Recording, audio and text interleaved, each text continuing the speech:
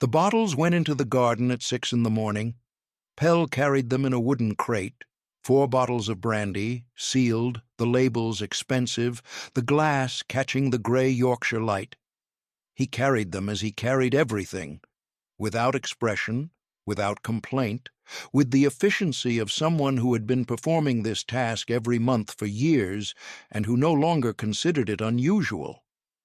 He set the crate on the stone wall beside the kitchen garden. He uncorked each bottle with a practiced twist. He poured. The brandy ran into the soil between the cabbages and the rosemary, and the earth drank it the way earth drinks everything, without judgment, without memory, without the opinion that the rest of the world seemed unable to stop forming about the man who lived in this house. 4 bottles, 1 crate, 12 crates a year, 36 bottles emptied into the garden since the Duke of Thornfield stopped drinking. The bottles arrived on the first Tuesday of every month. They arrived in a carriage from the Dower House, 3 miles south, a handsome stone building where the Dowager Duchess lived with her housekeeper and her reputation and her unshakable conviction that her son would drink again. The delivery was not a gift. It was a test. And Pell, who understood this because Pell understood everything about this house and the man inside it, emptied the bottles into the garden where the brandy could do what brandy does best, feed the soil instead of ruining the man. He had been doing this since Arthur stopped. The silence had lasted years in a house that had once held 40 servants and now held 3.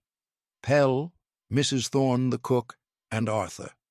Rooms that stayed closed, corridors that stayed dark, a dining table that seated 18 and was used by 1, a man learning to live in a house that had been built for noise and was now, by choice and by necessity, the quietest place in the North Riding. Pell rinsed the bottles. He placed them back in the crate. He carried the crate to the stable yard, where it would be collected by the same driver who had delivered it, and the driver would return it to the Dower House, and the Dowager Duchess would note the empty bottles and draw the wrong conclusion, and next month 4 more bottles would arrive. Pell did not mind. The garden was thriving. Arthur Graves had been prescribed brandy at the age of 28. The prescription had come from Dr. Warren, a respected physician from Harrogate, a man with clean hands and expensive instruments, and the absolute certainty of a physician who had never been wrong about anything, including the things he was wrong about. Arthur's father had died in the autumn of 1837. Heart failure, sudden, in the library after dinner. Arthur had found him, in the chair, the book still open, the reading glasses still on his face, the body already cooling. His father had been a quiet man who read after dinner and who always, without fail, placed a strip of leather as a bookmark before closing his eyes. The bookmark was still in the book when Arthur found him.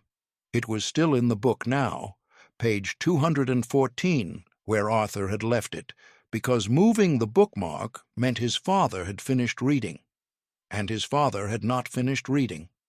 Dr. Warren had examined Arthur 6 weeks later at the Dowager's request. Arthur was not sleeping. Arthur was not eating. Arthur was sitting in the library where his father had died, in the chair where his father had sat, reading the book his father had been reading. Page 214, Gibbon's Decline and Fall, the same page, the same paragraph, for 6 weeks. Because finishing the page meant his father would never finish it, and not finishing the page meant his father was still reading. "Melancholia," Dr. Warren had said. "The treatment is brandy. 3 glasses daily, 1 at luncheon, 1 at dinner, 1 before bed. The brandy will restore the spirits and the appetite. The melancholia will lift." The medicine did not lift the melancholia, it replaced it. The melancholia had been grief, specific, bounded, the grief of a son who had lost a father. The brandy converted this into something wider and less navigable, A fog that settled over everything, a distance between Arthur and the world that grew each month, a numbness that felt at first like relief and then, later, like another kind of death, the death of the man who had existed before the prescription. 3 glasses became 4. 4 became the bottle. The bottle was the reason the staff left. The housekeeper first, then the footmen, then the maids. The steward wrote a resignation that used the word untenable 3 times and regret once. By winter 1839, the house held Arthur, Pell, and Mrs. Thorne. Mrs. Thorne stayed because, as she explained to Pell, "Someone has to feed him, and it isn't going to be himself, and it certainly isn't going to be you, because your idea of a meal is bread and a hard look." Pell stayed because Pell had been dressing Arthur since Arthur was 14, and because Pell understood that a man does not walk away from a 20-year post because the man he dresses has fallen into a hole. You wait at the edge. You hand things down. You do not leave. Arthur stopped drinking on the 14th of March, 1840. There was no announcement. Dr. Warren was not told. His mother was not told. He woke at 4 in the morning in the library, the same chair, with a bottle empty on the floor and Gibbon open on his lap, and a dog lying across his feet that he did not recognize. The dog was a lurcher, long-legged and thin, the color of wood smoke. She had come in through a door that Pell had left open, or that the wind had opened, or that the house itself had opened, because houses, like people, sometimes know what is needed before the person inside them does. The dog had walked through 3 rooms, past a cold kitchen and a dark corridor, and had lain down on the feet of a man she had never met, and she had stayed. Arthur looked at the dog. The dog looked at Arthur. The dog did not judge. The dog did not measure. The dog did not use the word untenable. He named her Ash. He poured what remained into the garden. He did not drink again. The first week was a war. His hands shook. His body, which had learned to expect the brandy as it expected water, rebelled against the absence. He sweated through sheets. He did not sleep for 4 days. On the 5th day, he slept for 16 hours and woke believing his father was alive and standing in the doorway, and then believing his father was dead, and then believing nothing, which was worse. Pell brought water. Mrs. Thorne brought broth. Ash lay on his feet. The 3 of them, the valet, the cook, and the dog, held the perimeter while the man inside fought a battle that no physician had prepared him for, because no physician had warned him that the medicine they prescribed was the kind that bites when you try to stop taking it. The 2nd week, the shaking stopped. The 3rd week, he ate a full meal, Mrs. Thorne's mutton stew, the same recipe for 20 years, made regardless of whether anyone could eat it, because Mrs. Thorne believed food should be ready when the person was, not a moment before or after. The 4th week he walked. Not far, from the library to the kitchen, a distance of 43 steps that he counted, because counting gave the walk a purpose, and purpose was the thing that the brandy had taken, and that the sobriety had not yet returned. By the 6th month, the fog had lifted. Not entirely. It lifted the way fog lifts on the moors, in patches, revealing ground that had been there all along, but that he had forgotten the shape of. He could read again. He could look at page 214 of Gibbon, and turn to page 215, and feel the loss of his father without the loss of himself. By the end of the 1st year, he was managing the estate again. The tenants had continued paying rent. The steward had arranged that before leaving, but repairs had stopped, fences had fallen, the east wing roof leaked. Arthur began fixing things, not because he was skilled, because fixing a fence required standing outside, and standing outside required being in the world, and the world was the practice he had lost.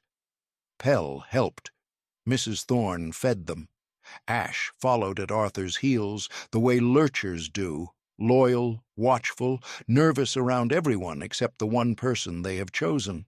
3 years, 3 years sober, 3 years of a house that ran on 3 people and a dog, 3 years of the Dowager Duchess telling the county that her son was still drinking, still raging, still dangerous, because the Dowager Duchess had been controlling the estate income since Arthur's decline, and Arthur's recovery threatened the arrangement.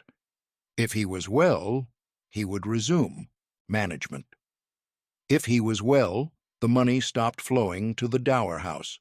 If he was well, the Dowager would have to account for the timber rights she had sold and the tenant leases she had renegotiated in his name and the £3,000 of estate income she had diverted to renovate her own house. So the rumors continued. He drinks, he rages, he'll kill someone by morning. Arthur did not correct them. Correcting them required explaining what had happened, and explaining required speaking about it, and speaking about it was the thing he could not yet do. Thornfield Park sat on the moors, and the county gave it a wide berth, and the house was quiet. Until the girl arrived.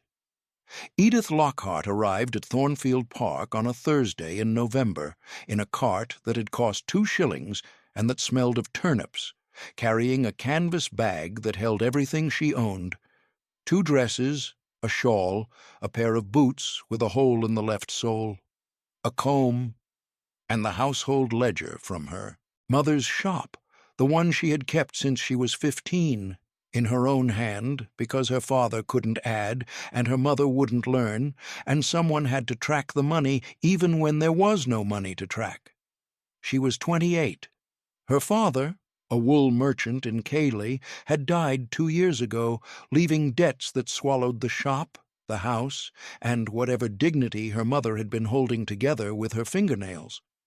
Edith had managed the collapse, sold what could be sold, negotiated with creditors, kept her mother housed in a rented room above a chandler's shop, work where she could find it, washing, mending, keeping accounts for a tanner who paid in shillings and complaints. Her mother had written to the Duke of Thornfield's solicitor. The letter had been short. "My daughter is strong. She does not complain. She will manage a household. She requires no salary. A room and meals will suffice." The solicitor had written back. The arrangement was specific. Edith would serve as housekeeper and manager of the household at Thornfield Park. She would be paid a quarterly salary, modest but real. She would live in the house. The Duke required someone to manage what he could not manage alone. The solicitor did not mention the rumors. Edith's mother had heard the rumors. Everyone in the West Riding had heard the rumors. He drinks, he rages, the staff all left. The house is dark. He'll kill someone by morning. Edith's mother had signed the agreement anyway. "It's a roof," her mother had said. Her voice had been thin, the voice that had been thin for 2 years, thin from worry, thin from the exhaustion of poverty that does not kill you but takes everything except the capacity to keep breathing.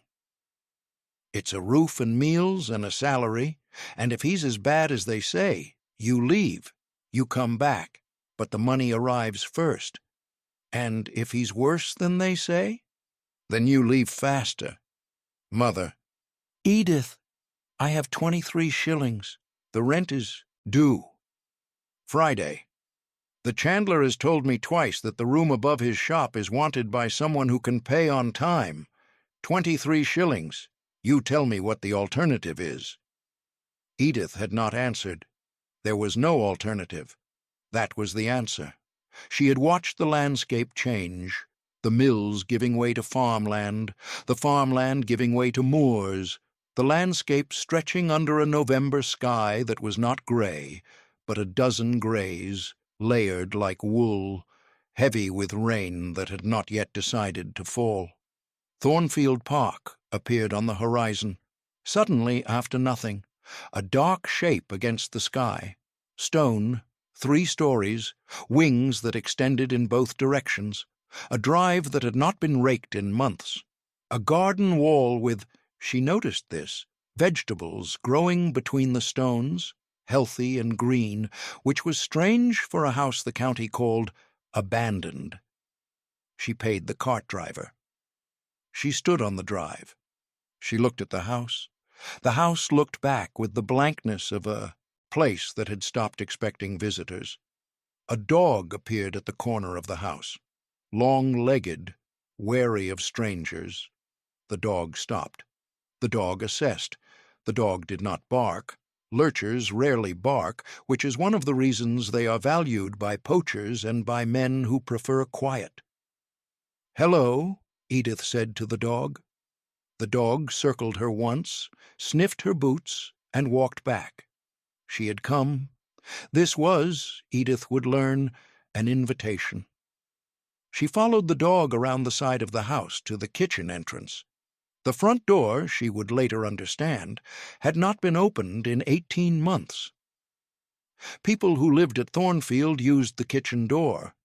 There were only 3 people, 4 now, and the kitchen was where the warmth was. Mrs. Thorne was at the stove. Broad, gray-haired, northern in the way that means she said what she meant what she said, and if you didn't like either, the door was behind you. "You must be the girl," Mrs. Thorne said. "I'm the housekeeper.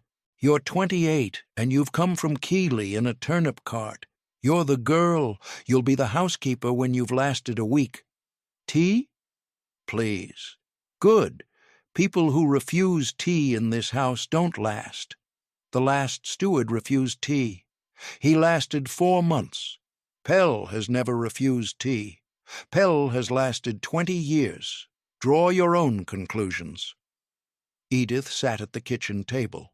The kitchen was warm, the stove well-maintained, the surfaces scrubbed, the shelves stocked with jars of preserved vegetables and dried herbs that someone had grown and someone had labeled in a careful, angular hand that was not Mrs. Thorne's and was not, Edith guessed, the hand of someone who drank.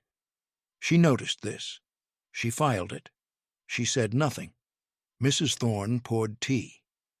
"His Grace is in the East Wing," Mrs. Thorne said. "He is repairing a window. He has been repairing windows for years. He is not skilled at it. They are worse than when he started. But the work is the thing, not the result. You understand? The repairing gives him something to do. The repairing gives him somewhere to be. There's a difference. A man who needs something to do is bored. A man who needs somewhere to be is recovering. His Grace is recovering." "From what?" Mrs. Thorne looked at Edith. The look was an assessment, quick, northern, the kind that decides in 3 seconds whether a person is worth the truth. "From whatever they told you in Keighley," Mrs. Thorne said, "which is not what happened. You'll see, if you last." "I'll last. They all say that. They didn't come from Keighley in a turnip cart with 23 shillings to their name." Mrs. Thorne almost smiled. "Pell will show you your room. Dinner is at 7. His Grace eats in the kitchen. We all eat in the kitchen. The dining room hasn't been open since 1840. If you want to eat in the dining room, you can open it yourself and eat alone in the dark. I don't recommend it." Pell was waiting in the corridor. He was 58, lean, gray, and still in the way that a standing stone is still. Not because it has nothing to say, but because it is decided that saying it would not improve the situation. "Miss Lockhart," he said. "Mr. Pell." "Pell, just Pell." "Edith, just Edith." Pell looked at her. His face gave nothing. His eyes, gray, steady, eyes that had watched a 20-year decline and a 3-year recovery, and who had learned that the distance between the two was not as far as people assumed, gave less. "Your room is on the 2nd floor," he said. Third door on the left. The second door is locked. Do not open it. The first door is the linen closet, not organized since 1839. The moths have established a civilization. They will not surrender without resistance. What's behind the second door? A room. What kind of room? The kind that is locked. Edith looked at Pell. Pell looked at Edith.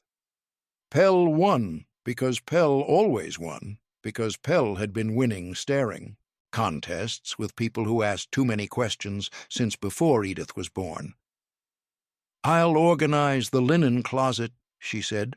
A wise choice. Her room was small, clean. A bed, a chair, a washstand, a window that faced the moors. The moors were brown and gray and stretched to the horizon without a single tree, which meant that the wind, when it came with nothing to stop it. She could hear it now, a low, constant sound, a landscape that has no patience for shelter. She unpacked. 2 dresses, a shawl, a comb, the boots with the hole, the household ledger, the one from the shop in Cayley, the one she had kept for 13 years, every transaction recorded, every penny tracked, the entire slow collapse of her family's livelihood preserved in columns of numbers that added up to nothing. She kept the ledger because a woman who can prove she kept accounts is a woman who can find work. The ledger was not nostalgia. It was a reference letter written in arithmetic. She went to the window, open country and gray sky, the garden wall with the cabbages. The smell, if she opened the window, would be peat and rain, and the faint, sweet residue of something that had been poured into the soil. She did not yet know what that smell was. She would learn. Arthur did not appear for 3 days. She saw evidence of him. A coat hung on a hook by the kitchen door, dark, plain, the fabric good, but not fine. A pair of boots by the back step, muddied from the garden. A book on the kitchen table, not Gibbon, not any more, but a treatise on Yorkshire dry stone walling that had been read and reread until the spine was soft. A plate in the basin that Pell had washed, the remains of a breakfast that someone had eaten alone, early, before anyone else was awake. She saw the house he had made. Not built, made.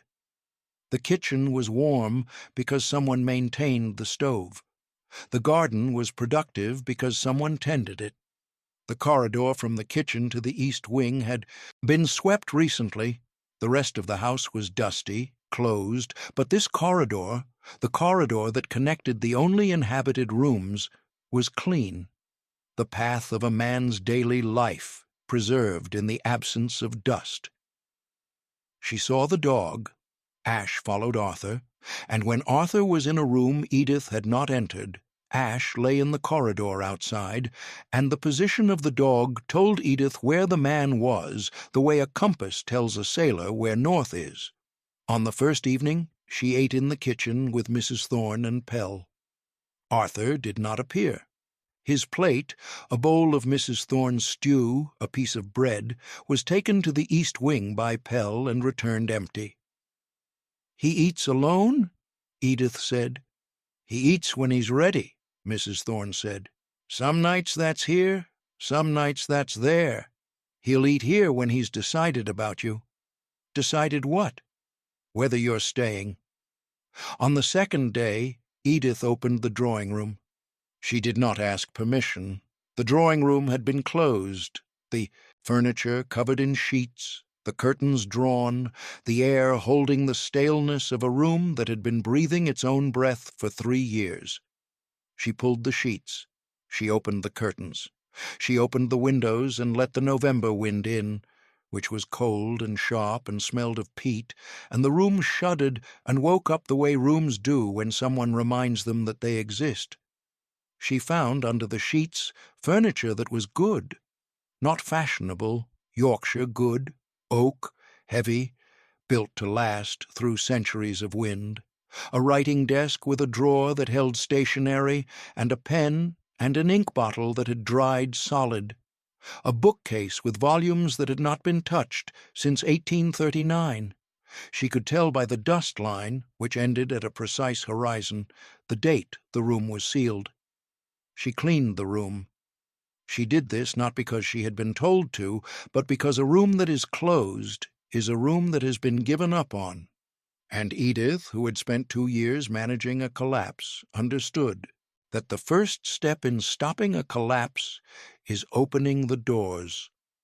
On the 3rd day, she found the bottles, not in the house, in the stable. 3 crates, empty, stacked against the wall. Each crate held 4 bottles.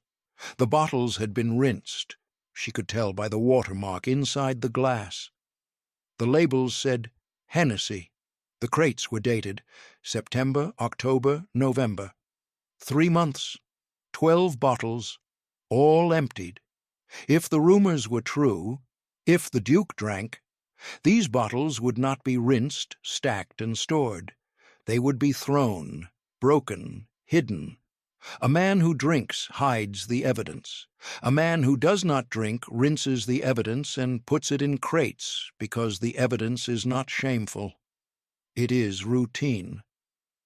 She looked at the garden, the vegetables between the stones, the rosemary, the soil that held, she now understood, the sweet residue of brandy that had been poured out every month for 3 years. He wasn't drinking. He was emptying. She went to the kitchen. Mrs. Thorne was peeling potatoes. "The bottle's in the stable," Edith said. Mrs. Thorne did not look up. "What about them?" "They're empty." "They're always empty." "They arrive full." "They do. And Pell empties them." "He does. Every month." "Every month. Who sends them?" Mrs. Thorne looked up. The potato peeler stopped. "His mother." "His mother sends him brandy, knowing he doesn't drink." "His mother sends him brandy hoping he does." The kitchen was quiet. The stove ticked. Ash, who had been lying in the doorway, lifted her head and looked at Edith with the look of a dog who had heard this conversation before and who was waiting to see if this person would understand what the other people had not. "How long has he been sober?" Edith asked. 3 years, March 1840. He stopped on a Tuesday. I know it was a Tuesday because I made stew on Tuesdays and he ate it, which he had not done on a Tuesday in 11 months. A man who eats on a Tuesday has decided to come back. On the 4th day, Arthur came to the kitchen for dinner. Edith heard him before she saw him. Not his voice, his steps. The steps were quiet, deliberate, the steps of someone who had learned to move through a house without being heard, because being heard meant being noticed, and being noticed meant being assessed, and being assessed meant the expression on the other person's face that told him what they thought of him before he had said a word. He sat at the table. Pell was already there. Mrs. Thorne served, her usual, bread, a dish of roasted turnips from the garden. Ash settled at Arthur's feet, her body folding onto the stone floor with the practiced collapse of a dog who knows exactly where she belongs. Edith looked at him. She looked carefully, as she had looked at the house, reading what was there, not what she had been told to expect. Arthur Graves was 34. Tall, 6 feet and an inch, she estimated, though he sat the way tall men sit when they do not wish, to take up space, which is to say, folded slightly forward, the shoulders drawn in. He was spare, not thin from vanity, worn down by the years that had taken everything, including the appetite, and that had not yet returned it fully. His hair was dark, cut short, the kind of cut that a man gives himself with a mirror and a pair of scissors because there is no barber within 10 miles and because asking Pell to do it would require a conversation about why it matters, and conversations about why things matter were conversations Arthur was not yet ready to have. His face was angular, jaw tight, clean-shaven. He had blue eyes that carried the residue of 100 sleepless nights, accumulated and never fully cleared, the permanent residue of 2 years of brandy and 2 winters of stopping. The eyes were intelligent. They were also careful, eyes that looked at everything and trusted very little of it. He ate, no words, the stew, the bread, the turnips. He ate with focus, with the focus of someone who once forgot how. Mrs. Thorne served seconds without asking. Arthur accepted without thanking. This was not rudeness. It was the rhythm of a house where 3 people had been eating together for 3 years, and where the language of gratitude had been replaced by the language of presence. He was here. He was eating. That was the thank you. Edith ate. Conversation could wait. She understood, from the house, from the silence, from the careful way he entered a room as though apologizing for occupying it, that this man's silence was not hostility. It was the habit of 3 years alone. A man who has been alone for 3 years does not suddenly become a man who talks. He becomes a man who is present, which is different from a man who participates. Dinner ended. Arthur stood. He looked at Edith. The look lasted 2 seconds. A man deciding what to say about what he sees, and who has not yet decided what to say about what he sees. "The drawing room," he said. "I opened it. I noticed." He left. Ash followed. Pell cleared the plates. Mrs. Thorne washed. Edith sat at the table and understood that she had just passed a test she had not known she was taking. The 5th day she found the study, a room on the ground floor, adjacent to the library, closed but not sealed. The dust was lighter than the drawing rooms. Someone had been here recently. The desk was oak, heavy, scarred. She was looking for household accounts. She found them in the bottom drawer, records in 2 different hands. The steward's, formal, regular, ending abruptly in November 1839. Then Arthur's, sharp, careful, the same hand that labeled the kitchen jars. Functional, not meticulous, a man keeping the estate alive with arithmetic that was competent if not elegant. She took the accounts to her room. She would need them to manage the household. She did not open the other drawers. Not yet. The 2nd week, the house began to change. Not because Edith changed it, because Edith was in it. The kitchen shifted. The table set for 3 was set for 4. The chair that had been empty was occupied. The corridor from the kitchen to the east wing, Arthur's private highway, now had someone else walking it. Edith opened rooms. Each day. 1 room. Pell had given her the keys on the 2nd day, a ring of iron keys that he had handed over with the gravity of someone transferring a kingdom, which, in a house this size, he was. She opened the morning room. The music room. The piano was badly out of tune. She could not play, but she wiped the keys. The small parlor. The library. The library was the room Arthur used. She could tell by the wear, the shine on the leather of one chair, the indentation on the cushion, the books that had been recently shelved. His chair she left alone. She cleaned around it. She dusted the shelves he could not reach, the upper ones where the books had not been touched since the steward left. She noted, what was there? She would come back to those shelves later. He spoke to her for the first time on the 9th day. She was in the garden. She had been pulling weeds between the cabbages, not because it was her job, but because the garden was the part of the estate that someone clearly cared about, and weeding a garden that someone cares about is a form of respect that does not require conversation. He came around the corner of the house. He had a hammer in one hand and a piece of wood in the other. Another repair. Ash was at his heels. He stopped when he saw her. He looked at the weeds she had pulled. He looked at the rose she had not disturbed. He looked at her hands, which were dirty, and her dress, which was the brown one, and her face, which was looking back at him without the expression he was accustomed to seeing on the faces of people who looked at him. Someone calculating the distance to the nearest exit. "You haven't left," he said. "Was I supposed to?" "Everyone does." "I'm not everyone. I'm from Keighley. We don't leave. We can't afford the cart back." He looked at her. The look lasted longer than 2 seconds this time. 5, 6. The duration of someone who has not had a new conversation in years and who has forgotten the rhythm of them. "The cabbages are good this year," he said. "The soil is very rich." "The soil has had certain advantages." "I know what's in the soil." Arthur looked at her. She looked at him. The brandy in the garden was no longer a secret between Pell and Mrs. Thorne and the earth. It was a secret between 5 and a dog who had known all along and who had never once mentioned it. "Mrs. Thorne told you," he said. "Mrs. Thorne told me you stopped on a Tuesday because you ate her stew." That is Mrs. Thorne's version.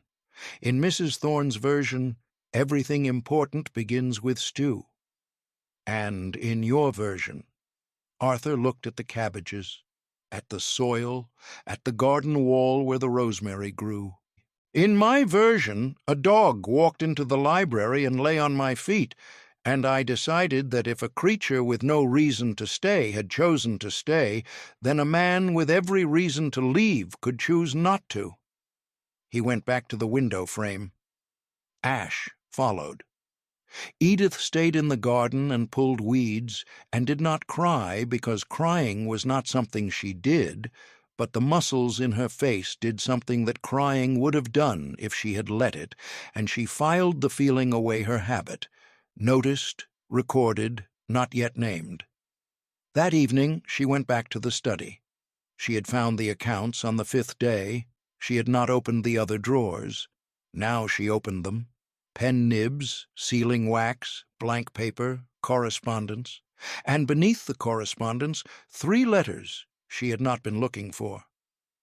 Dr. Benjamin Warren, physician, Harrogate, to His Grace, the Duke of Thornfield, November 14th, 1837.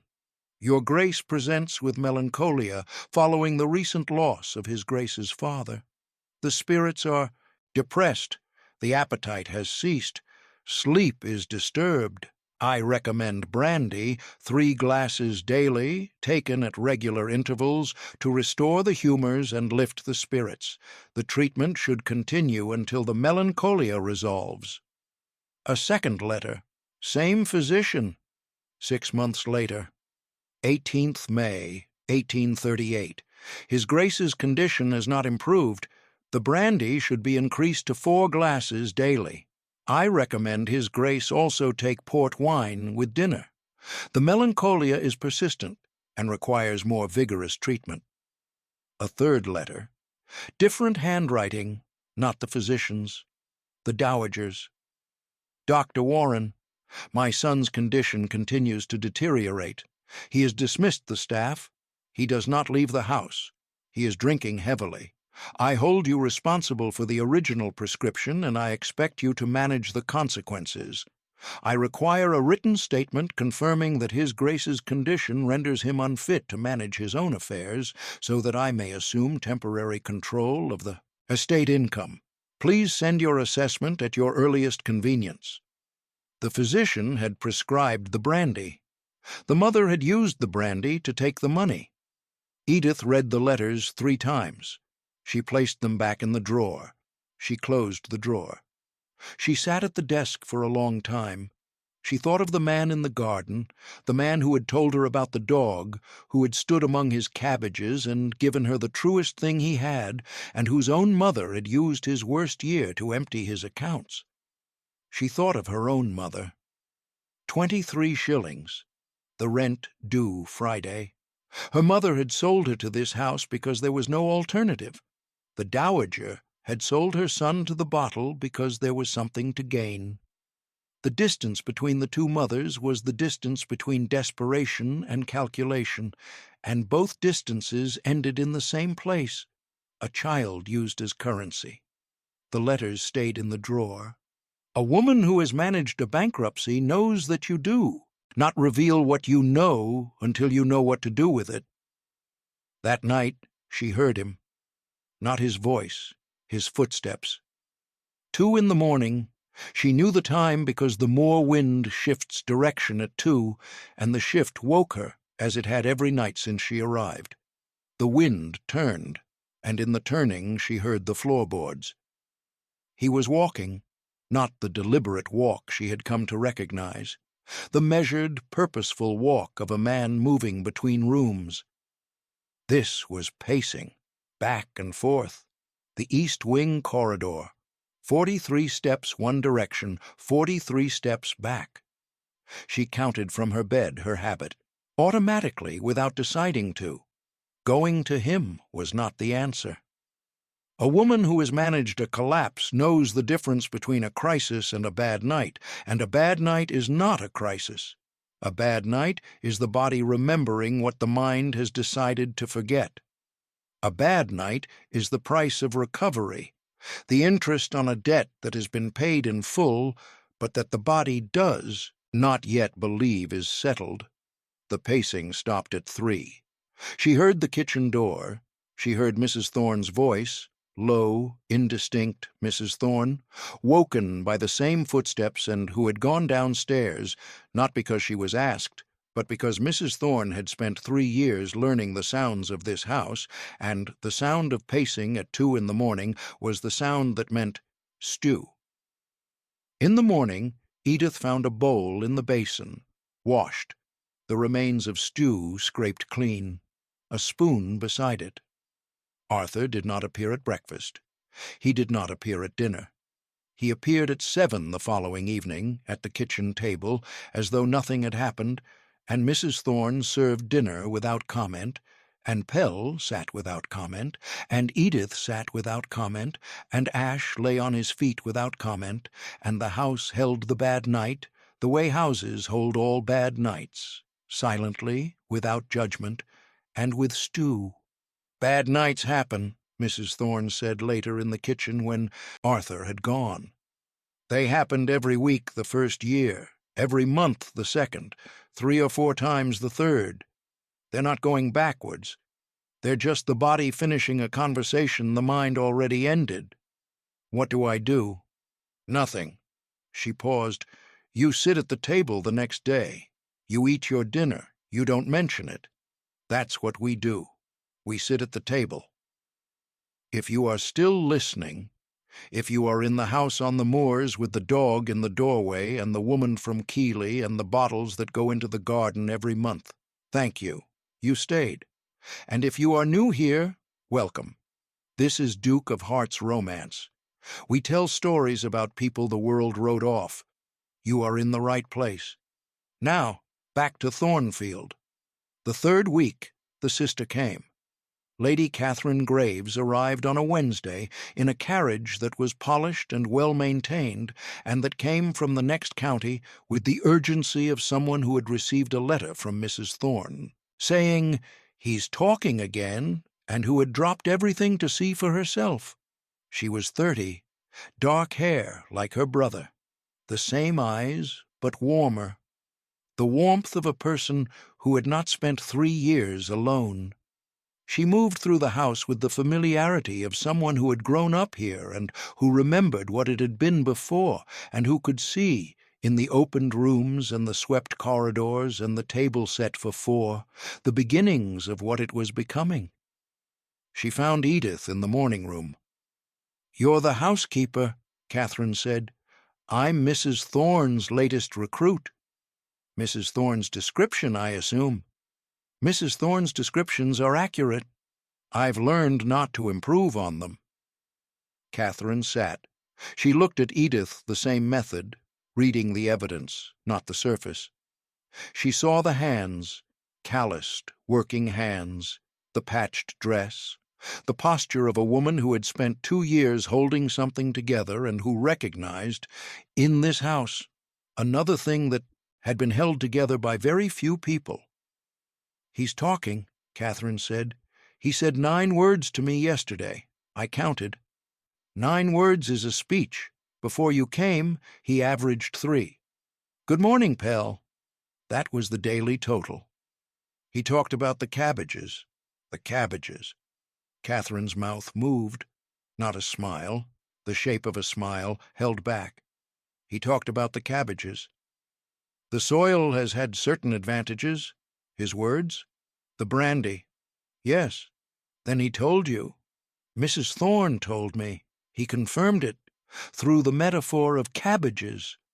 Catherine looked at the window, the moors, the gray sky, the house that had been her childhood home and that had emptied like a tide going out, room by room, person by person, until only 3 were left, and one of them was a dog. "He was prescribed it," Catherine said. "After father died. Dr. Warren, 3 glasses daily, for the melancholia." She said the word the way Arthur's annotations said it, with the quiet fury of someone who understood that a medical term had been used to justify a medical crime. The brandy didn't treat the grief, it buried it, and when the burial stopped working, the physician increased the dose, and when the dose stopped working, the physician walked away, and our mother saw an opportunity. The estate income, the timber rights, the tenant leases, £3,000 of estate income diverted for her own renovations, all of it done in his name, with his authority, while he was in no condition to read what he was signing. She needed him impaired. When he stopped being impaired, she needed the world to believe he still was. The rumors. He drinks, he rages, he'll kill someone. Our mother wrote those words in 3 letters to 3 families in the county. 3 letters. That's all it takes. 3 letters and a county decides. 3 letters and a man who has been sober for 3 years is still a monster. Why doesn't he correct them? Catherine looked at Edith. The look held something. Not pity, not frustration, something closer to recognition. The recognition of one woman who has been trying to fix something for years, looking at another woman who might be able to finish what she started. Because correcting them means talking about what happened, the prescription, the dependency, the 2 winters. Talking about it means reliving it, and reliving it is the one thing he cannot do. He can stop drinking, he can mend fences, he can grow vegetables in soaked soil, he can survive, but he cannot talk about the surviving. Not yet. Then someone else needs to talk about it for him. Catherine looked at her. "That," she said, "is exactly what Mrs. Thorne told me. She said the woman from Keighley would understand. Mrs. Thorne gives me too much credit." "Mrs. Thorne gives no one credit. She gives assessments. She assessed you in 3 seconds on your first morning. She wrote to me that afternoon. The letter said, she read the house. Before she read the man, 'Send me one like this every time. I'll keep this one.'" Catherine stayed 3 days. On the 2nd day, she took Edith to the village, the first time Edith had left Thornfield since arriving. The village was small, a church, a public house, a blacksmith, a row of cottages. The people in the village watched them pass with the careful attention of people who lived 3 miles from a house they had been told held a monster. "They believe it," Edith said. "They believe what they were told." 3 letters. My mother wrote to the vicar, to the publican, and to the blacksmith's wife. The vicar told the congregation, the publican told the drinkers. The blacksmith's wife told everyone else. A county runs on 3 sources. My mother knew which 3. And before the letters? Before the letters, Arthur was liked. He was quiet. He was always quiet. But he was liked. He repaired the church roof the year father died. He donated to the school fund.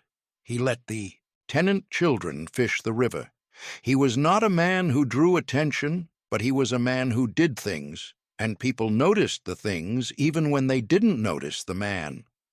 And then the physician, and then the physician, and then the brandy, and then the decline, and then the letters, and the man who repaired the church roof became the man who drinks and rages. 3 letters, that is all it cost to undo a lifetime. On the 3rd day, Catherine visited Arthur in the East Wing. Edith did not follow. This was a sibling conversation, the kind that does not invite witnesses.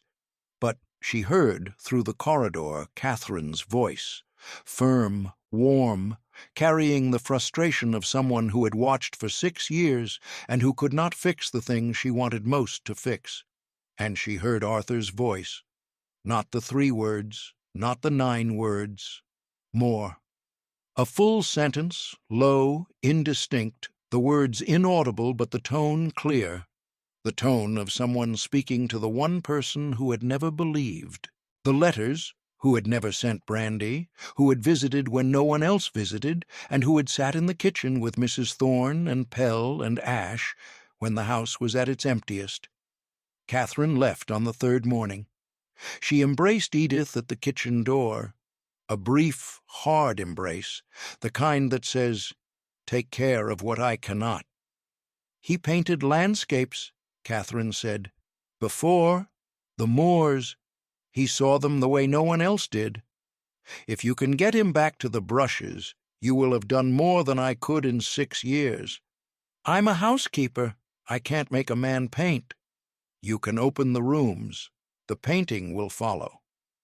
She held Edith's hands at the door. "He will not ask for help," Catherine said. "He will not tell you what he needs. He will fix window frames and grow cabbages and eat dinner and call it enough. It is not enough. He needs someone who stays, not someone who rescues, someone who stays. There is a difference. I know the difference." "He'll cook for you," Catherine hadn't said. "That is the thing he learned to do for himself. When he does it for someone else, it means he has decided they are worth feeding, and Arthur does not feed people lightly." The following Tuesday, they worked on the garden wall together. The wall had been losing stones since the autumn rains. Arthur had been repairing it, badly, as Mrs. Thorne never tired of observing, with a hammer and a determination that compensated for his complete absence of masonry skill. Edith found him holding a stone that was too heavy for the position he was trying to fill, studying the gap with the concentration of someone who believed that if he looked at the problem long enough, the stone would change shape. "That stone is wrong," Edith said. "All stones are wrong. That is the nature of stone. That stone is wrong because it's too heavy for a top course. You need a flat one. The flat ones are in the pile by the stable." "You know about walls?" "I grew up with dry stone. Half my town is built of it. You learn walls, or you learn to walk around them." She brought the flat stone. She showed him the placement, the way the weight distributes, the way the stone below supports the stone above, the way a wall holds itself together not through mortar, but through the arrangement of its parts. Arthur watched her hands, the calloused hands, the hands that had kept ledgers and managed a bankruptcy and pulled weeds and were now setting a stone into a garden wall on the Yorkshire moors. "You are better at this than I am," he said. "I am better at most things than you are. You are better at cabbages." "I am not sure that is a compliment. In this house, cabbages are the highest compliment." They worked on the wall for 2 hours. They did not speak for most of it. The silence between them had changed. It was no longer the silence of a man who could not speak and a woman who was waiting. It was 2 people working side by side who did not need to fill the air because the air was already full. Ash lay in the garden and watched. Mrs. Thorne watched from the kitchen window. Pell watched from the corridor. The 3 witnesses noted the same thing. Arthur had worked beside someone for 2 hours and had not retreated. The wall was straight. The man was still there. The fourth week, Edith went to the locked room. She did not open it. She had been told not to open it, and Edith, who had spent 2 years managing a bankruptcy and who understood that some doors are locked because the thing behind them is valuable and some doors are locked because the thing behind them is dangerous, respected locked doors. But she stood outside it, the second door on the second floor, the one Pell had warned her about. She stood and she listened as she listened to everything in this house for what was behind the surface. She could smell something, not brandy, turpentine, and linseed oil, and something else, something older, something that had been sealed in a room for years, and that leaked through the gap beneath the door like a memory that refuses to stay contained. She went to Pell. The locked room. The locked room. What's in it? Paintings. His paintings? Pell looked at her. The gray eyes, the stillness, the standing stone composure. Something moved in his face, not much, a shift of a millimeter, but from Pell a millimeter was an earthquake. His Grace paints, Pell said. He painted before the physician, before the brandy. He studied in London for a year. He was, the word his tutor used was remarkable. He stopped when the brandy started. He has not painted since. But the room smells of turpentine. The room smells of turpentine because I maintain the supplies.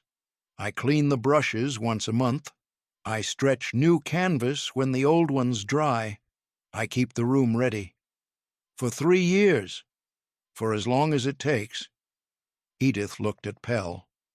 At the lean, gray, silent man who had been dressing Arthur since Arthur was 14 and who had stayed when the steward left, and the housekeeper left, and the footman left, and the maids left, who emptied bottles into the garden every month, who pressed coats that were not worn to society, who maintained a painting room for a man who had not painted in 5 years. "You keep everything ready," she said. "I keep everything possible. The day he walks into that room and picks up a brush will be the day I know he has finished recovering. A man who can create is a man who has come back. And until then? Until then, I clean the brushes, and you pull the weeds, and Mrs. Thorne makes the stew, and the dog lies on his feet, and we wait." The 5th week, Arthur spoke more. Not much. Not the torrents of conversation that people in the county would have considered normal, but more. He spoke about the estate, the fences that needed replacing, the roof of the east wing, the tenant who paid quarterly in apples because his cash crop had failed, and Arthur had accepted the apples because a man who grows apples is a man who is trying, and I would rather have a trying tenant with apples than a bankrupt tenant with pride. He spoke about the dog. Ash had arrived on the night he stopped drinking. He told Edith this without telling her about the stopping. The dog was the story, not the brandy. She walked through 3 rooms. She lay on my feet.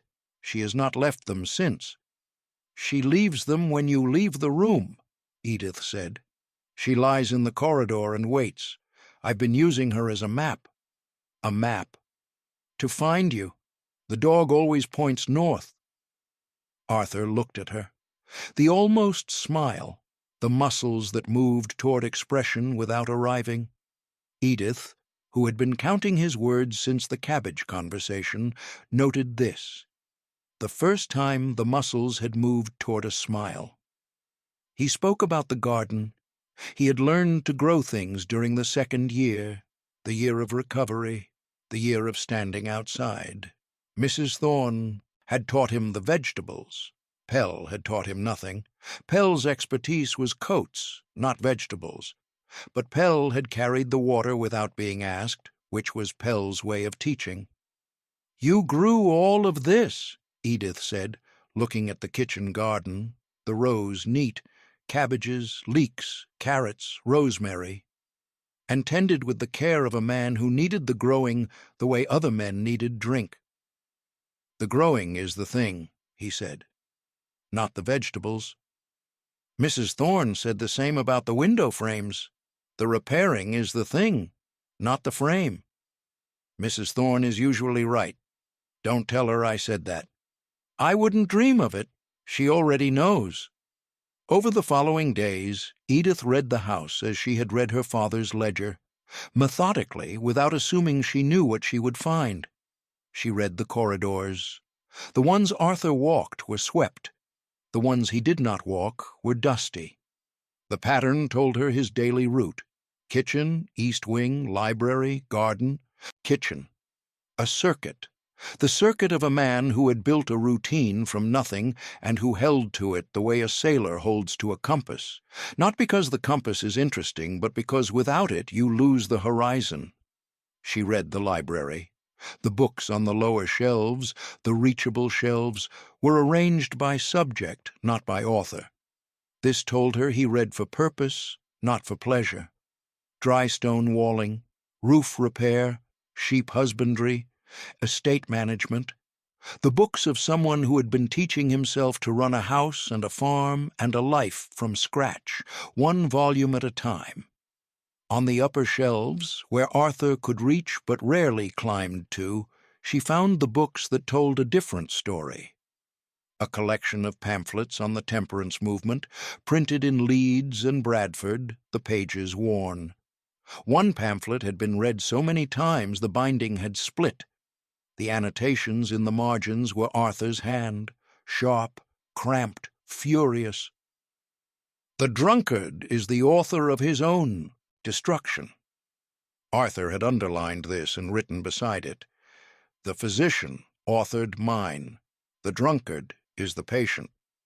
The cure for intemperance is moral discipline, prayer, and the refusal of the first glass.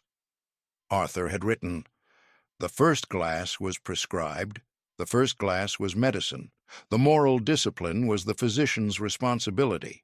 He abdicated it. And, on the final page, a sentence circled 3 times.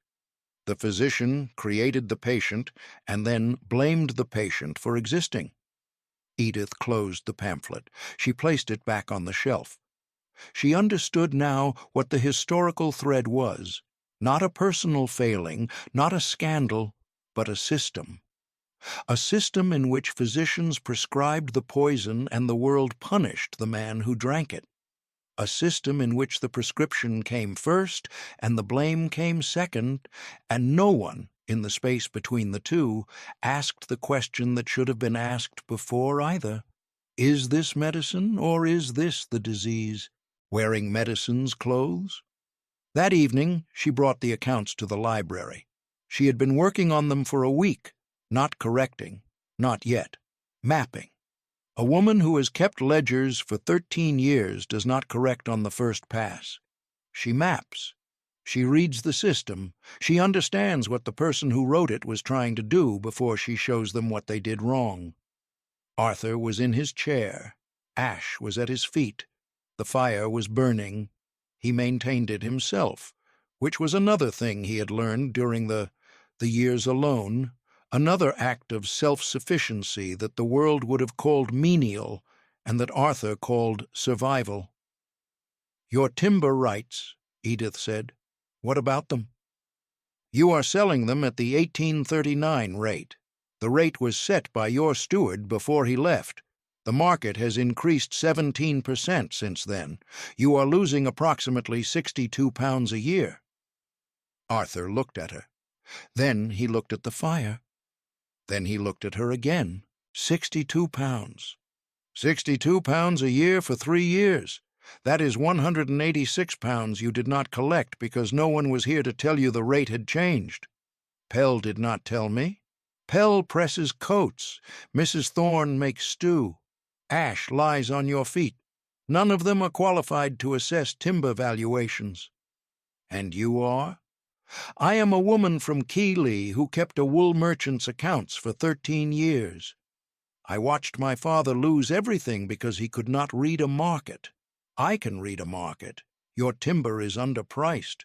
Your apple tenant is not recorded as in-kind income. Your roof repair on the east wing is listed as a capital expense, but should be listed as maintenance, which changes your tax calculation. And your mother's diversion, the £3,000, is logged as a state expenditure, which it is not. It is personal spending drawn from your income without your informed consent. You found the dowager's letters. I found them on the fifth day. I have been waiting until I understood the full picture before mentioning them. And now you understand the full picture? Now I understand that your estate is profitable, your management is sound, your timber is underpriced, and your mother has been stealing from you for 4 years. The picture is complete. The arithmetic is clear. Arthur looked at the fire. The fire did what fires do, burned without opinion. Ash shifted on his feet.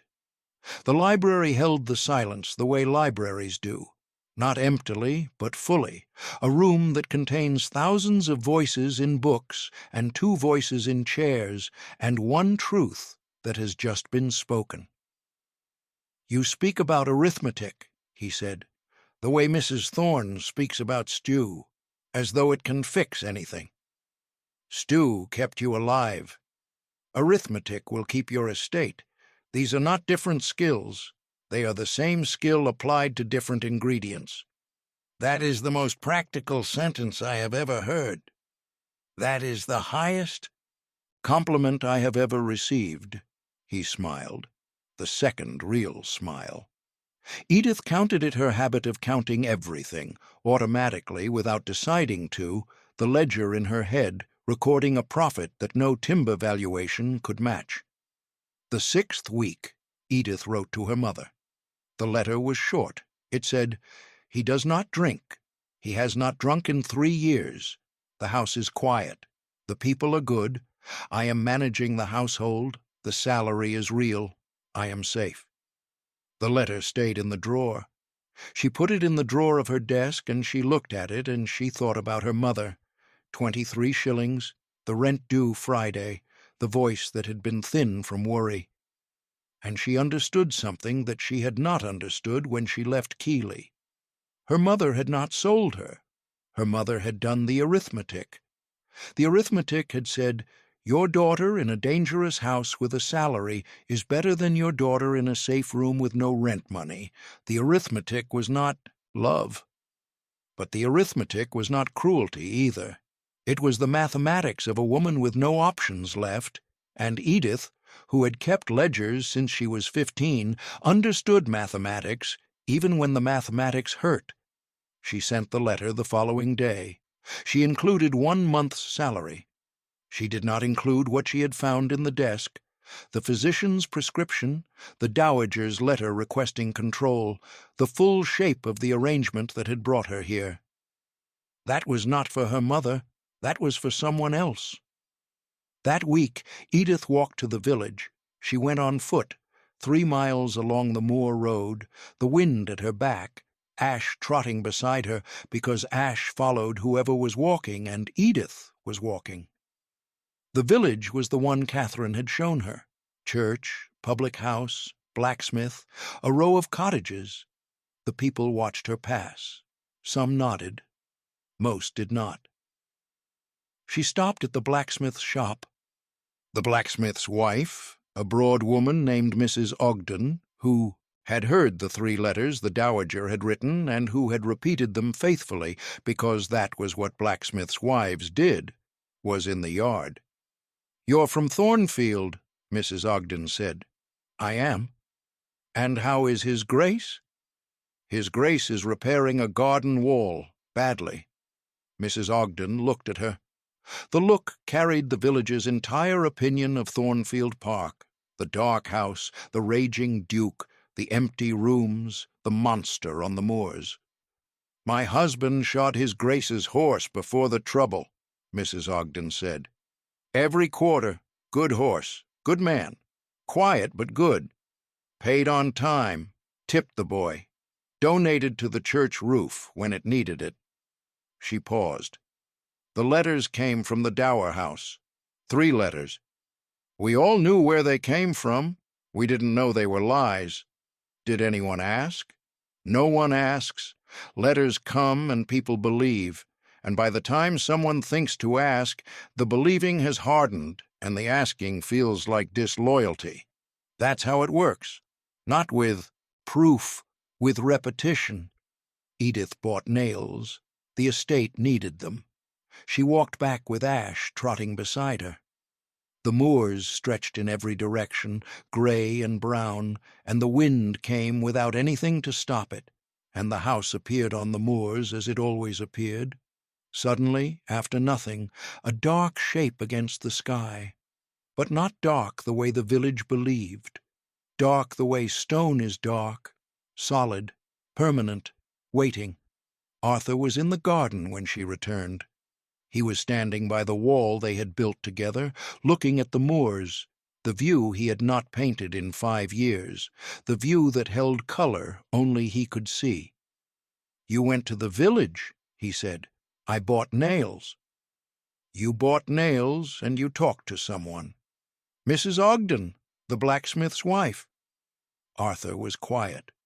The quiet of a man deciding whether to say the thing he had not said. "They think I am still drinking," he said. "They think what they were told, 3 letters. Your mother wrote them. I know who wrote them. And you let them stand." "I let them stand because correcting them requires—" He stopped. The sentence hit the wall the way all his sentences about the past hit the wall. The wall was not anger. The wall was not pride. The wall was the place where speaking about it meant feeling it again, and feeling it again was the one risk he had not yet calculated. "Requires talking about it," Edith said. "Yes. You don't have to talk about it to me, but someone, somewhere, is going to need to hear the truth. Not for you, for the village that shod your horse and fixed your roof and believed 3 letters because no one told them otherwise." Arthur looked at the moors. Ash leaned against his leg. The wind moved the grass. "Not yet," he said. "Not yet," she agreed. It was enough. For now, it was enough. The 7th week, the dowager came. She did not arrive in the brandy carriage. She arrived in her own, a black carriage with the Graves crest on the door, polished, maintained, the carriage of someone who managed appearances the way generals manage supply lines. The Dowager Duchess of Thornfield was 60. Silver hair, dressed high, dark eyes that assessed everything with the efficiency of an auctioneer. She was not a large woman, she was a contained woman, everything about her pulled inward and upward, the opposite of her son, who had spent 5 years learning to let go of things he could not hold. She had walked through the garden on her way in. Edith had seen her do it, seen her stop at the wall, seen her look at the cabbages, the leeks, the rosemary, the rose tended and straight, seen her look at the soil that smelled faintly sweet. The dowager had seen a functioning garden kept by a functioning man, and she had walked past it. The garden did not fit the story she needed to tell, so the garden did not exist. She found Edith in the kitchen. This was, Edith would later understand, deliberate. The dowager wanted to assess the new arrival before Arthur could prepare her. "You are the housekeeper," the dowager said. "I am." "Your mother wrote the letter." "My mother arranged the position. I fill it." The dowager looked at the kitchen, at the stove, the jars, the clean surfaces, at the table set for 4, at the dog, who had raised her head from the floor and was watching the dowager with the careful attention of an animal that recognizes a threat it cannot bite. "How is my son?" "Well? Well?" The words sat in the dowager's mouth like something she had tasted and did not believe. The physicians would disagree. The physicians have not visited in 4 years. The physicians do not need to visit. The condition is documented. The condition was prescribed by a physician who told a grieving man to drink brandy 3 times a day. The condition was a side effect, not a disease. Your Grace. The dowager's eyes narrowed. Not much, a fraction. The fraction of a woman recalculating. You have been in this house for 7 weeks, the dowager said. You are a housekeeper from Cayley. You are not qualified to assess my son's condition. I am qualified to read a kitchen ledger that shows no alcohol purchased in 3 years.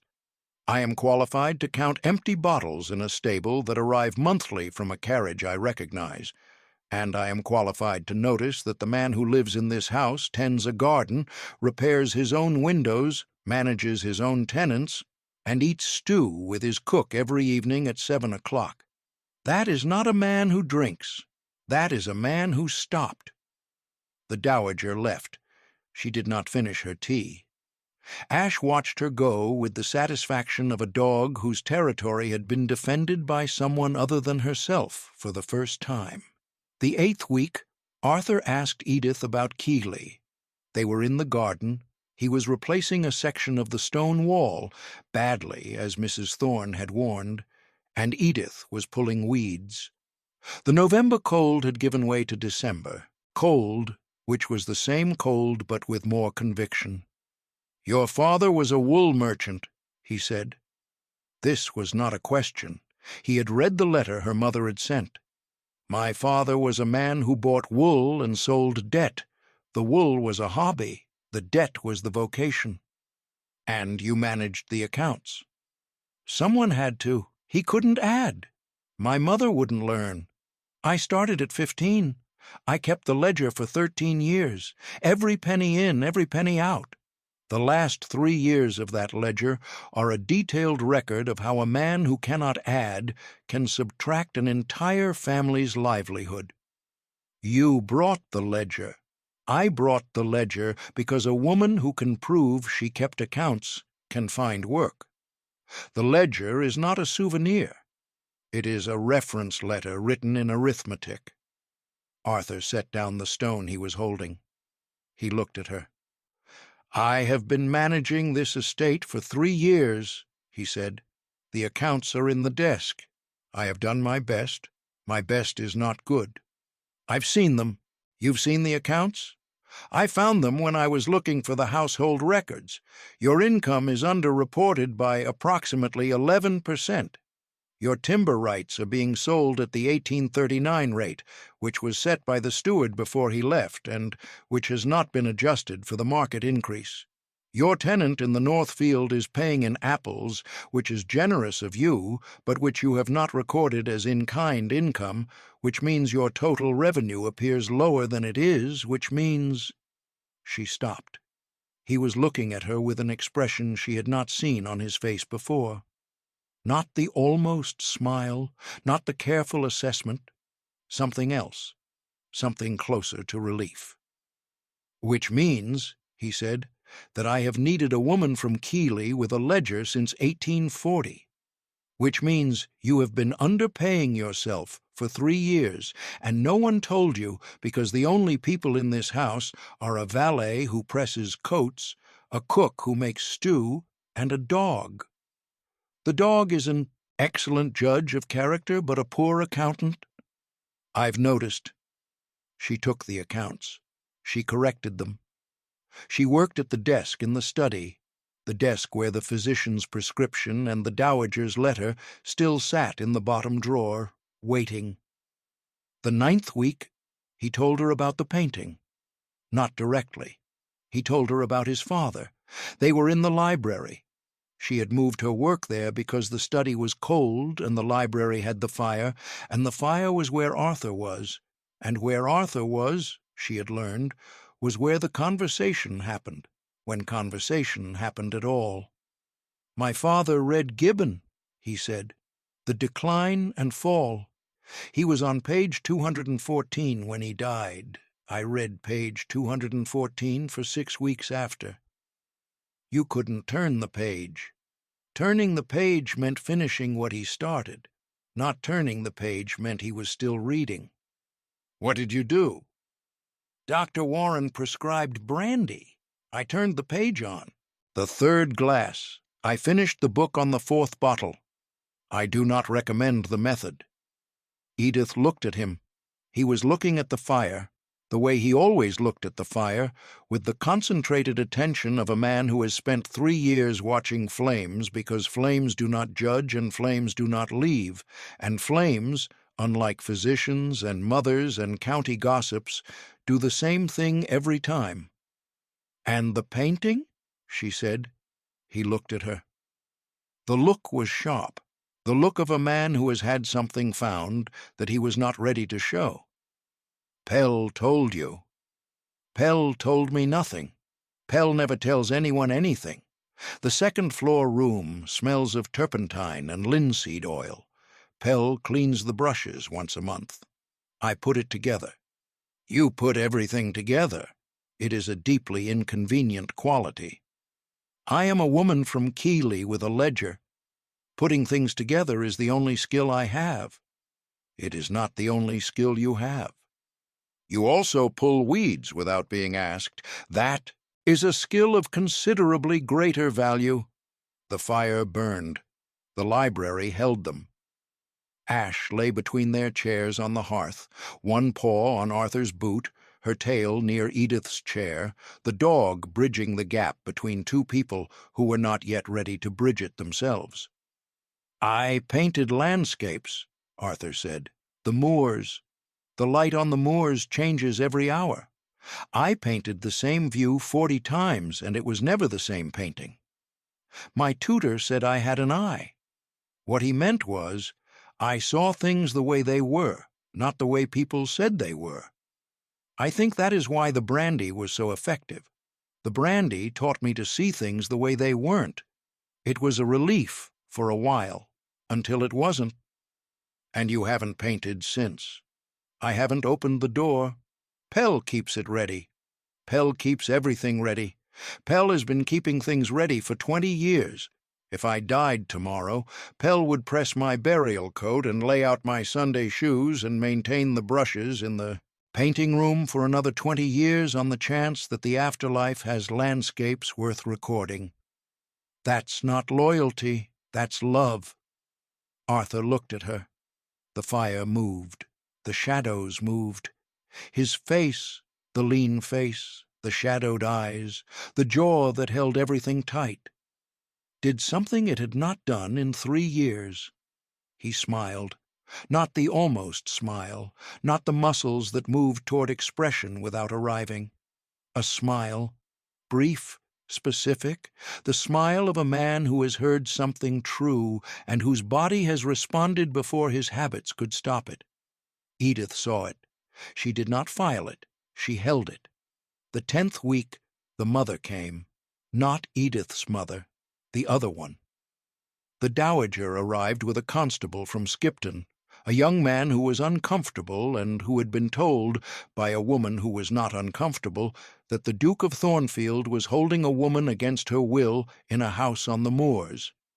She arrived with Dr. Warren, the same Dr. Warren who had prescribed brandy for grief 6 years ago, who had increased the dose 6 months later, who had walked away when the dose became the disease. Dr. Warren was 55, well-dressed, carrying a leather case, and the absolute confidence of a man who has never been held accountable for the things he has broken. And she arrived with Edith's mother. Mrs. Lockhart stood in the drive of Thornfield Park in a borrowed coat, her hands shaking, her face carrying someone who had been told a story by a person who was very convincing and who had not been told the other side. The dowager had written to her. The letter had said, "Your daughter is being held in my son's house. My son is unstable. He drinks. He rages. Your daughter has not written to you in weeks." This was a lie, Edith had written, with salary enclosed, but the letter had been intercepted by the dowager's driver, who collected the post from the Thornfield box because Thornfield had no footman to send. Mrs. Lockhart had come because a mother who has sold her daughter to a house on the moors will believe the worst about that house before she believes the best. because believing the best means admitting the selling was justified, and admitting the selling was justified means admitting she sold her daughter, and that is the one thing she cannot say. They stood in the drive, the constable, the physician, the dowager, the mother. Arthur was in the garden. He heard the carriage. He came around the side of the house, not from the front door, which had not been opened in 18 months, with Ash at his heels and a trowel in his hand and soil on his knees. "Mother," he said, "Arthur." The dowager's voice gave nothing. Everything about the dowager was controlled. "This is Constable Hewitt. This is Dr. Warren, whom you know, and this is Mrs. Lockhart, whose daughter you are holding in this house. I am holding no one in this house. The doors are unlocked. They have always been unlocked." The young woman's, "Mother has not received correspondence in several weeks. Dr. Warren is prepared to assess your condition. The constable is here to ensure the young woman's safety." Arthur looked at the constable. The constable looked at his boots. Arthur looked at Dr. Warren. Dr. Warren did not look away. Physicians who have prescribed the disease and blamed the patient do not look away, because looking away would be admitting something, and admitting something is the one thing a confident man cannot do. "Dr. Warren," Arthur said, "you prescribed me brandy for grief. I drank it. I drank it for 2 years. I stopped 3 years ago. I have not had a drink since March of 1840. You have not visited since you prescribed the second bottle, and you are here today to assess my condition. Your Grace's history is documented. My history is a prescription you wrote and a dependency you created and a recovery you had no part in. That is my history. It is also yours." The front door of Thornfield Park opened. It had not been opened in 18 months. The hinges protested. The sound carried across the drive, a grinding, heavy sound, a house deciding to speak. Edith stood in the doorway. She was wearing the brown dress with the patched hem. Her hair was loosely pinned, her hands were at her sides, the hands that had managed a bankruptcy and a household and a set of accounts and a garden and a recovery that no one had asked her to manage, but that she had managed anyway, because that was what she did. She looked at the constable. "I am Edith Lockhart. I am the housekeeper of this house. I am not being held. I am not in danger. I am here because I choose to be." She looked at Dr. Warren. "You prescribed brandy to a grieving man and increased the dose when the grief didn't lift. You created a dependency and left. You are not qualified to assess the damage you caused." She looked at the dowager. "You intercepted my letters to my mother. You sent brandy every month for 3 years, hoping your son would drink again. You diverted £3,000 of his estate income while he was too ill to read what you put in front of him. You are not here to protect me. You are here because a sober duke is a duke who will read his own accounts, and when he reads them, your arrangement ends." She looked at her mother. The thin face, the shaking hands, the borrowed coat. "Mother," she said, "I wrote to you. I sent money. The letter was taken from the post-box before it could leave. I am not being held. I am not in danger. The man who lives in this house grows cabbages and mends window frames and eats dinner in the kitchen at 7 o'clock with his cook and his valet and his dog. He is the least dangerous man I have ever met. You sold me to this house because you had 23 shillings and no choices. I have forgiven that. I forgave it the day I arrived, but you do not get to take me back. I am staying, not because he is keeping me." She looked at the house, at the stone, at the windows that were no longer dark. "Because I am keeping him." The drive was silent. The moors were silent. The wind, which had been blowing all morning, paused, or seemed to pause. The way weather sometimes pauses when a thing is said that the landscape wants to hear. Mrs. Lockhart looked at her daughter. The thin face crumpled, not into tears, into something older than tears, something that has no name, someone who has been carrying that guilt for 10 weeks, and who has just been told, on a drive in Yorkshire, that the debt has been paid. The constable cleared his throat. "I see no evidence of confinement. The young woman appears to be here voluntarily. I have no grounds to proceed." Dr. Warren opened his mouth. Arthur looked at him. The eyes were clear, sober, carrying years of recovery and years of anger. The physician's mouth closed without a word being spoken. The dowager straightened her gloves. She turned to the carriage. "This is not finished," she said. "It is," Edith said. "I have your letters. I have the physician's prescription. I have the estate accounts. I have the timber rights you sold and the leases you renegotiated and the £3,000 you diverted. I have kept a ledger, Your Grace. I have been keeping ledgers since I was 15. She stepped forward. "Your arithmetic does not balance." The dowager got into the carriage. She did not look back. Dr. Warren followed. The constable tipped his hat to Edith, a small gesture, the gesture of someone who knows he has just seen something he will tell his wife about over dinner. Mrs. Lockhart stood on the drive. She did not get into the carriage. "Edith," she said. "Stay for tea," Edith said. "Mrs. Thorne makes it strong enough to mend a fence." Her mother stayed for tea. She stayed for dinner. She stayed for the night in a room Edith had opened and cleaned and made ready without knowing she was making it ready for this. In the morning, Edith gave her mother the second month's salary and put her on the cart to Cayley.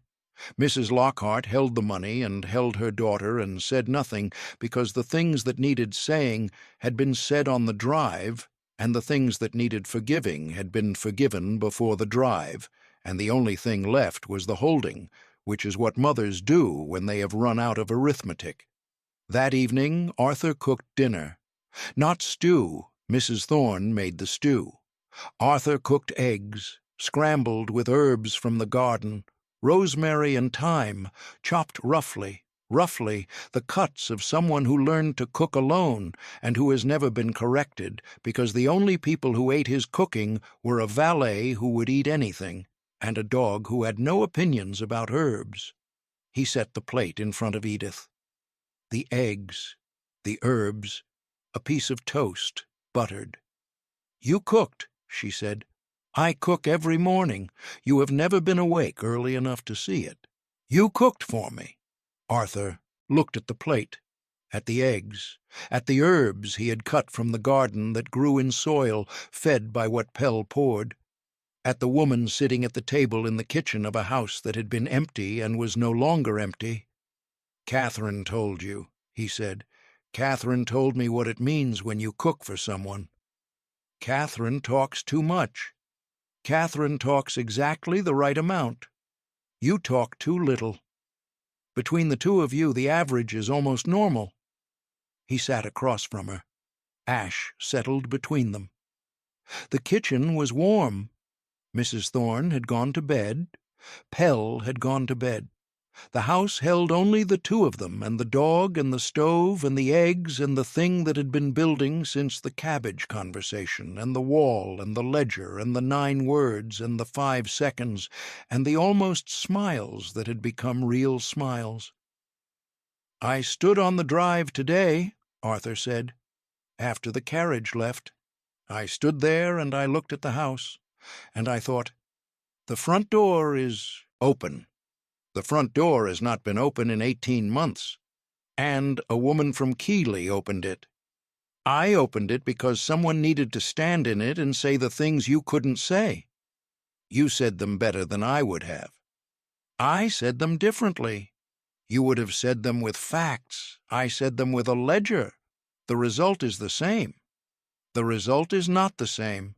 The result is that my mother's carriage is gone, and your mother's cart is gone, and the constable has tipped his hat, and the physician has closed his mouth, and the front door is open, and you are sitting in my kitchen eating eggs I cooked. That is not the same result as anything that has happened in this house in 5 years." Edith looked at him, at the angular face, the deep-set blue eyes, the shadows that were lighter than they had been 10 weeks ago, not gone, not yet, but lighter, the way the moors are lighter when the cloud thins and the gold appears beneath the grey. "The eggs are good," she said. "The eggs are adequate. Mrs. Thorne would say they are a disgrace. Mrs. Thorne is not here." "Mrs. Thorne is always here. Mrs. Thorne is a force of nature that does not require physical presence." Edith laughed. It was the first time she had laughed in this house. The sound was unexpected. Not loud, not performative, but real. The laugh of a woman who had not expected to laugh in a house on the moors, and who had been surprised by eggs. Arthur heard it. He held it. The way Edith held his smiles, not filed, not recorded. Held. The sound of a thing you did not know you needed until it arrived. The following week, Arthur opened the locked room. He did not tell anyone. He opened it at 5 in the morning, as he had opened every new chapter of his recovery, early, alone, before anyone could watch. The room was as Pell had kept it, the brushes clean, the canvas stretched, the oils in their jars, the turpentine fresh. The window faced east over the moors, and the December light came in gray and gold and changed every 5 minutes the way Yorkshire light does, because Yorkshire light has no interest in staying the same. He picked up a brush. He held it. He held the brush without painting for 11 minutes.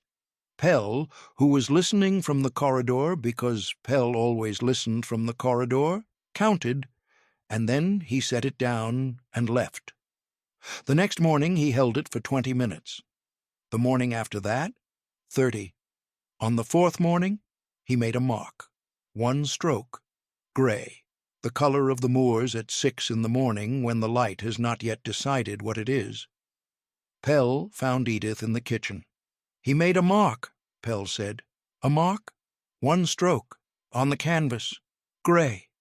Pell's face did not change, but his hands, the careful hands, the hands that had cleaned brushes once a month for 3 years, the hands that had dressed a man through his worst and his recovery and his silence, trembled once. A single tremor. The earthquake from the man who measured millimeters. Edith put her hand over Pell's hand. She said nothing. Pell said nothing. The kitchen said nothing. Mrs. Thorne, who was rolling pastry at the far end of the table, said nothing but rolled harder, which was Mrs. Thorne's way of containing emotion. By Christmas, the canvas held a painting, the moors, the light, the view from the window that Arthur had been looking at for years without painting, and that he had finally, after the locked door opened and the brush was held, and the first mark was made, put down in oil on canvas in the way that only a man who has seen things as they are, not as people say they are, can put them down. It was good. It was very good. Pell stood in the doorway. He looked at the painting for a long time. Then he said one word, the word Arthur's tutor had used, the word Pell had remembered, the word he had been waiting 5 years to say again. "Remarkable." Edith saw the painting on the day before Christmas Eve. Arthur had left the door open. Not for her, not deliberately. He had simply stopped closing it. The door that had been locked for 5 years was now open the way the other doors were open, because a house where doors are open is a house where someone is no longer hiding. She stood in the doorway. She did not enter. The doorway was enough. The doorway was the line between looking and intruding, and Edith, who had spent 10 weeks learning where the lines were in this house, stood on the correct side. The painting was on the easel. The moors, the December light, but not the moors as she had seen them, not the brown, flat, wind-scoured landscape she had crossed in the turnip cart. These were moors that held color she had never noticed, gold in the grass, blue in the shadows, a warmth beneath the gray that was not visible to the eye, but that Arthur had seen and had put down in oil because he saw things as they were, not as people said they were. And the way they were was more beautiful than the way they looked. She stood for a long time. She could smell the turpentine, fresh now, not the sealed room smell from weeks ago, but the living smell of a room being used. A brush lay on the table, not cleaned. Pell had not cleaned it. This meant Arthur had used it recently. This meant he was coming back. "You see the warmth," she said. He was at the window. He had not heard her come in. Or he had heard her and had not turned, because turning would mean showing the painting, and showing the painting would mean showing himself, and those were the same thing. "The warmth is always there," he said, "under the gray. Most people see the gray and stop. The gray is not the moor. The gray is what the moor wears. Underneath is something else. You are not talking about the moors. I am always talking about the moors. The moors are the only subject I have. You have other subjects. Name one." "Cabbages." He turned. The smile. The third. Not the almost smile, not the brief. One. A full smile that reached his eyes and changed his face into something that the county, if they could have seen it, would not have recognized. Because the man who smiles is not the man in the rumors. The man who smiles is the man who was there before the physician and the brandy and the 2 winters, and the man who smiles is the man who is hereafter. Edith saw the smile and held it as she had held the second one, not filed, not recorded, not catalogued, held, the way you hold a thing that matters too much to put in a ledger. A year later, on a morning in December, Arthur cooked breakfast. This was not unusual. He had been cooking since the 3rd year of sobriety, since the year the servants had gone and Mrs. Thorne had taught him eggs and toast and the basics of not burning water. He cooked because feeding himself had been the first act of self-sufficiency, the first thing he had done that the brandy had taken from him, and cooking breakfast every morning was the proof, repeated daily like a prayer, that the brandy had not won. This morning he cooked for 3.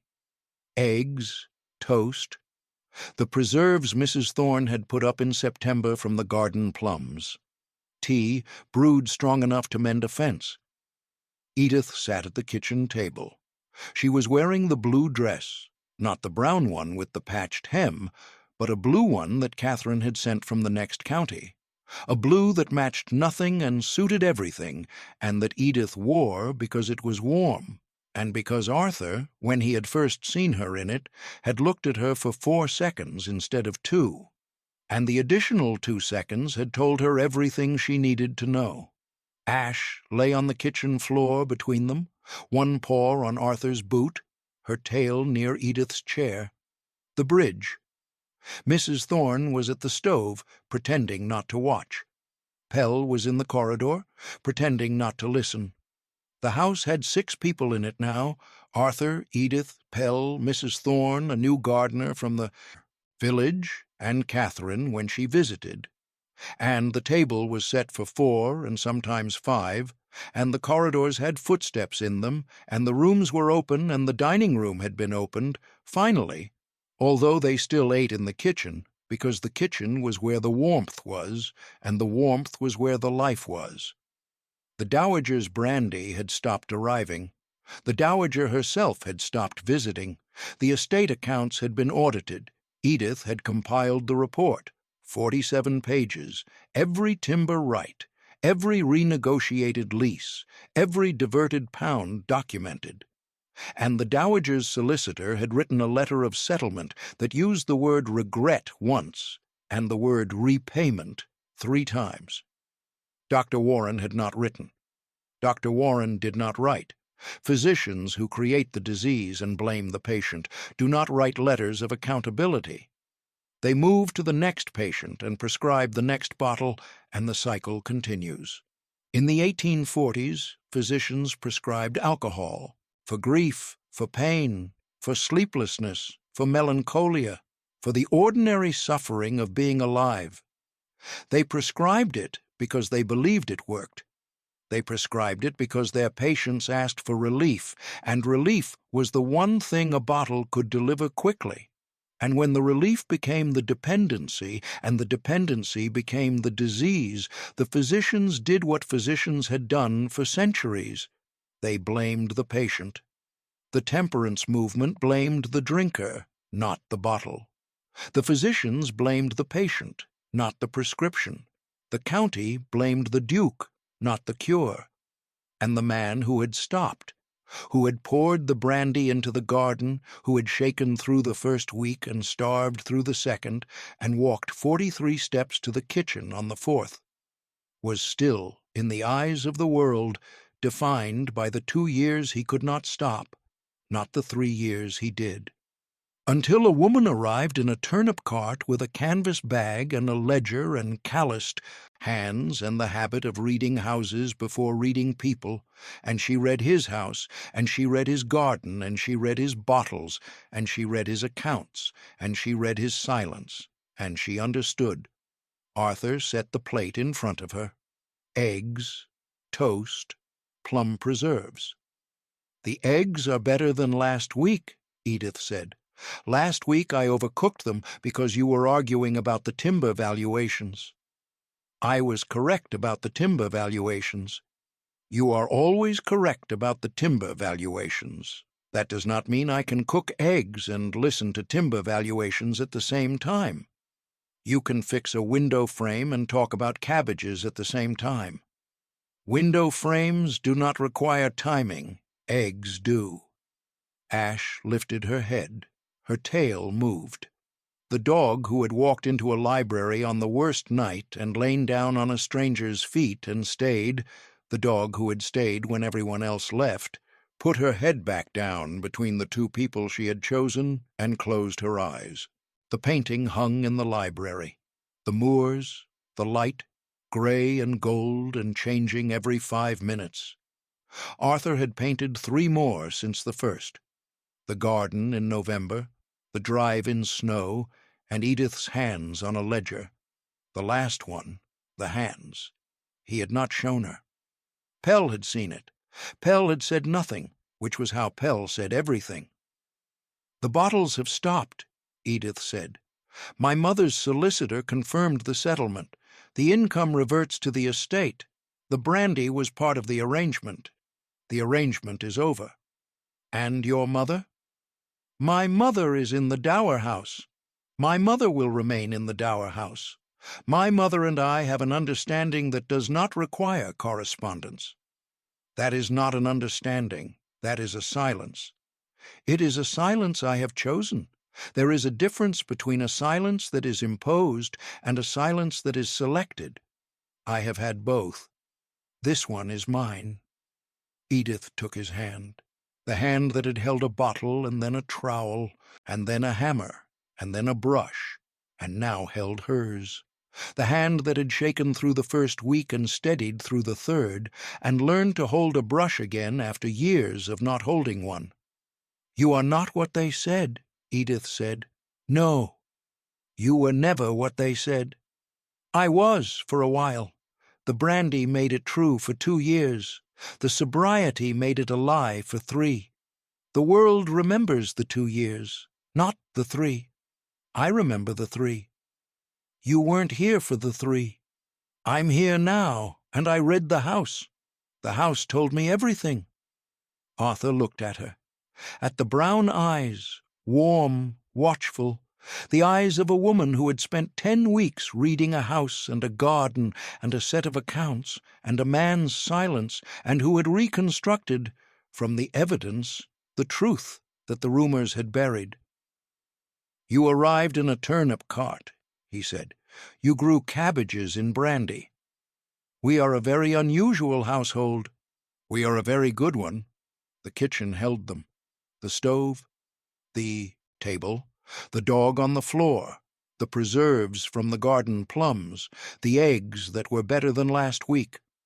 Outside, the moors stretched gray and brown under a December sky, and the wind came without anything to stop it, and the house stood where it had always stood, stone, solid, 3 stories, the windows no longer dark. Not a monster's house, not a drunkard's house, not a house the county needed to give a wide berth. A man's house, a woman's house, a house with a dog on the kitchen floor and a painting on the library wall and a garden that grew in soil that smelled faintly sweet, sober, steady, home. This is a story about medicine and the people who prescribe it wrong.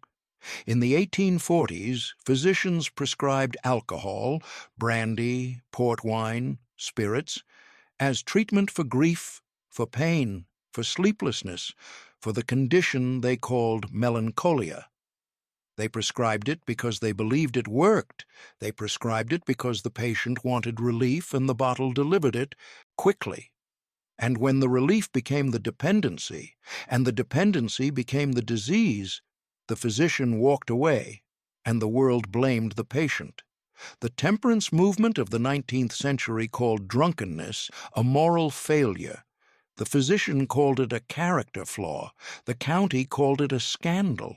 No one called it what it was, a side effect of a prescription written by a man who should have known better. Arthur Graves is fiction. The prescription was real. The brandy was real. The blame was real. If this stayed with you, tell me where it landed. Was it the bottles poured into the garden? The dog who walked in and lay down? Mrs. Thorne's stew on a Tuesday? Pell cleaning the brushes? The first mark on the canvas? The doorstep in the rain? The eggs? Drop it in the comments. I read every one. If you are new here, welcome. This is Duke of Hearts Romance. We tell stories about people the world wrote off. Subscribe. The next one is already being written. Good night. I'll see you in the next one.